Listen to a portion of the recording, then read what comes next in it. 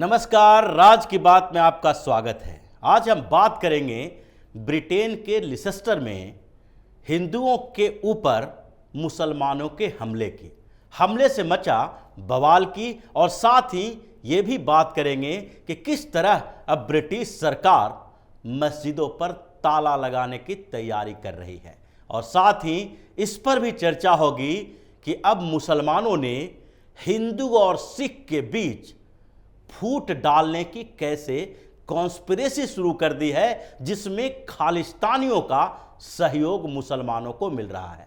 तो शुरुआत करते हैं ब्रिटेन में मचे इस बवाल से, जिसका आधार बनाया गया हिंदुओं के खिलाफ दो बड़े झूठ। सबसे पहले लिसेस्टर में जो हंगामा शुरू हुआ था, उसके पीछे का कारण भारत और पाकिस्तान के बीच एशिया कप के दौरान हुए मैच, जिसमें पाकिस्तान को भारत ने हराया था। 28 अगस्त को जब भारत ने पाकिस्तान पर जीत हासिल की, तो ब्रिटेन में रहने वाले मुसलमान इसे बर्दाश्त नहीं कर पाए। उन्हें लगने लगा कि किसी भी तरह से भारत की जीत ही मानी जाएगी, चाहे क्रिकेट के मैदान में ही क्यों न हो। और उस समय हिंदू मुस्लिम आबादी वाले जो ब्रिटिश क्षेत्र थे, वहां पर मुसलमानों ने हिंदुओं को धमकाने की कोशिश की। लिसेस्टर में तो कुछ मुस्लिम युवाओं ने हिंदुओं के घरों पर हमले भी किए, और इसके बाद हिंदुओं ने फिर उन्हें सबक सिखाने की तैयारी शुरू कर दी। हिंदू ऑर्गेनाइजेशन आपस में बात करने लगे कि अगर ऐसे ही मुसलमानों का मनोबल बढ़ता रहा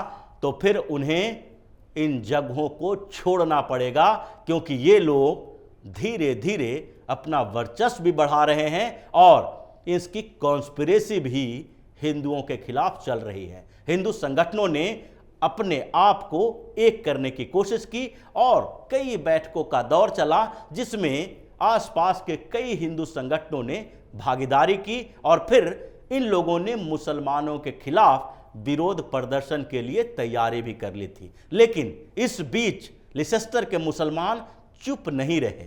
उन्होंने सिर्फ भारत पाकिस्तान के मैच के बाद हिंदुओं के खिलाफ जो हमले किए थे, उसको वहीं पर नहीं छोड़ा। ये भी एक नई साजिश में बने रहे थे, नई साजिश रच रहे थे हिंदुओं के खिलाफ, और वो फिर दो झूठ सोशल मीडिया पर फैलाया गया। ये झूठ आधार बना मुसलमानों के युवाओं को भड़काने की और हिंदुओं के खिलाफ एक बड़ी साजिश करने की। एक झूठ थी कि 3 हिंदू युवाओं ने एक मुस्लिम लड़की का अपहरण कर लिया है।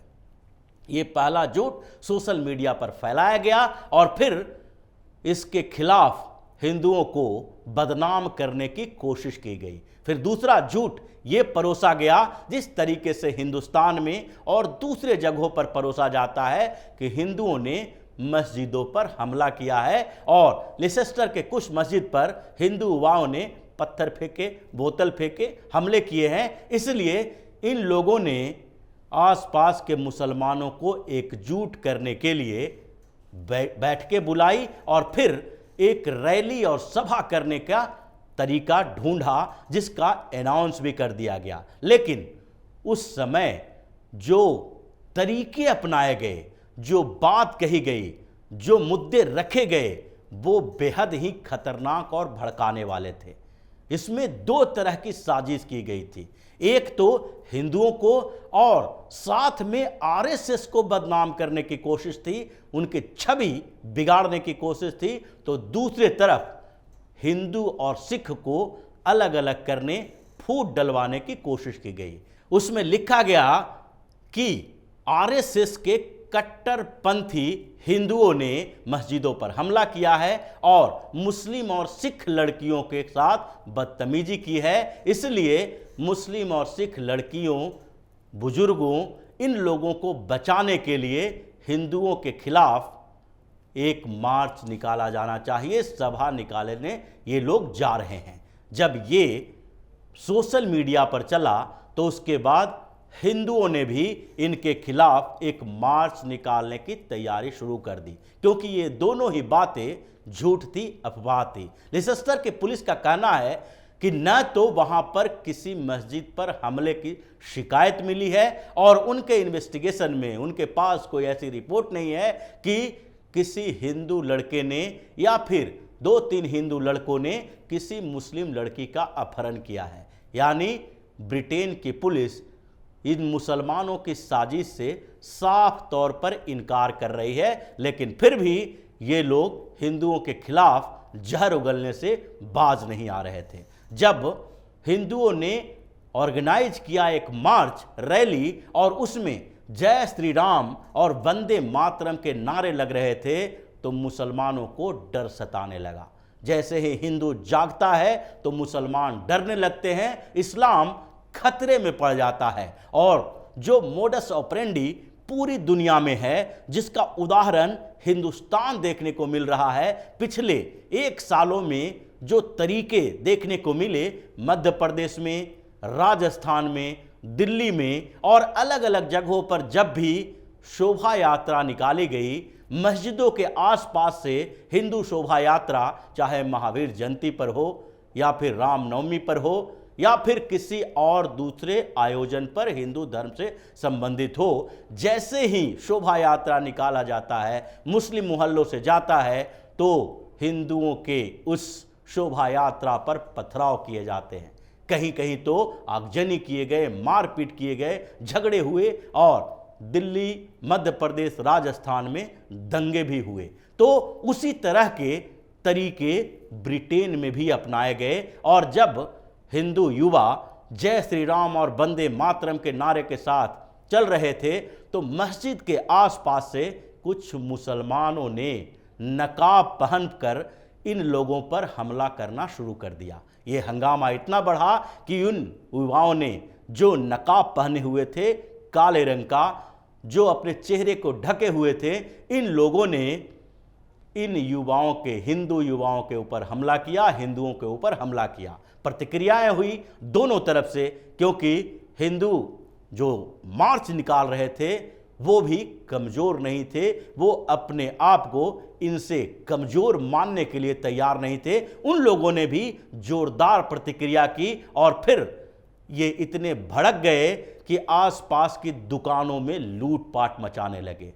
सब्जी की दुकान चलाने वाले 1-2 लोगों के पीटने लगे, वहाँ पर जो कार खड़ी थी उसे पलट दिया, आग लगा दी और फिर ब्रिटेन की पुलिस वहाँ पहुंची और पुलिस ने इन लोगों को सबक सिखाया।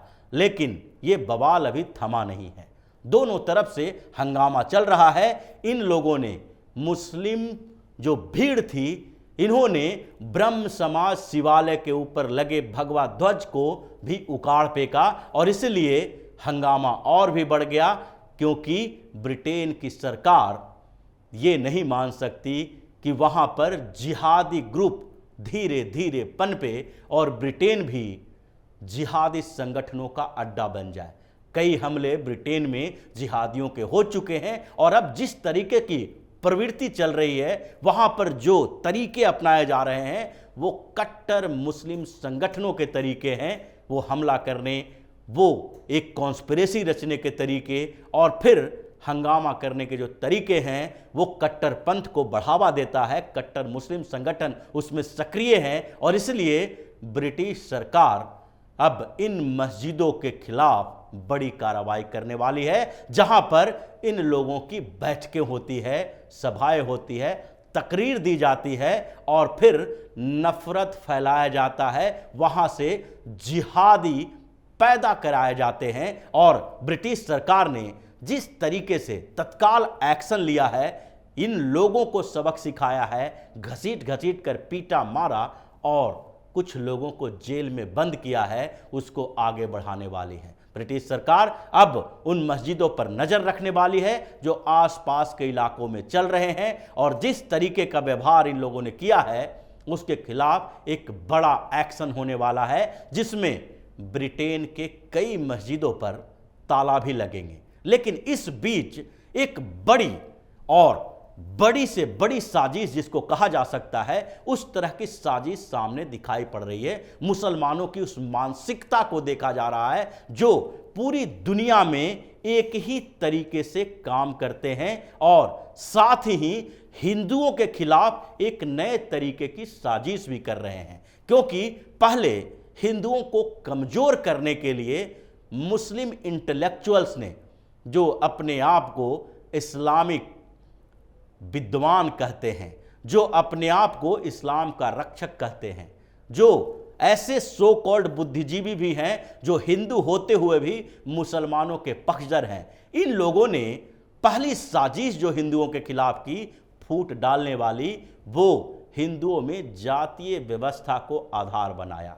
दलितों को मुसलमानों के साथ जोड़ा, इन दोनों के बीच एक एकता की बात की और इसी के आधार पर कुछ दलित चिंतकों ने भी मुसलमानों के साथ जाने का फैसला भी किया। उनके साथ हिंदुस्तान में एक बड़े आंदोलन जो चलाए जा रहे हैं, एक नफरत का माहौल जो पैदा किया जा रहा है भारतीय जनता पार्टी और प्रधानमंत्री नरेंद्र मोदी के खिलाफ, उसमें मुसलमानों का साथ देने के लिए हिंदुओं के बीच फूट डालने की एक साजिश रची। लेकिन दूसरी तरफ एक बड़ी साजिश अंतर्राष्ट्रीय स्तर पर चल रही है और उस साजिश में ये लोग हिंदू और सिख जो एक दूसरे के साथ हमेशा खड़े रहे हैं, उन दोनों के बीच फूट डालने की कोशिश की है। चाहे कनाडा हो, अमेरिका हो या अभी के ब्रिटेन की बात। ब्रिटेन में भी जब इन लोगों ने हिंदुओं के खिलाफ सभा करने की तैयारी की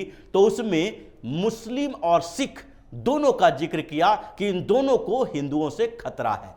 यानी कनाडा में भी कुछ समय पहले ऐसा ही हुआ था, हिंदुओं के खिलाफ सिखों का इस्तेमाल मुसलमानों ने किया। क्योंकि इस बीच जो पंजाब में फिर से खालिस्तानी आंदोलन चलने की सुगबुगाहट हुई है, कुछ भारतीय राजनीतिक पार्टियों के सह पर खालिस्तानियों का मनोबल बढ़ा है और पाकिस्तान से जो सहयोग मिला है उसमें मुसलमानों ने एक नई कॉन्स्पिरेसी तैयार की।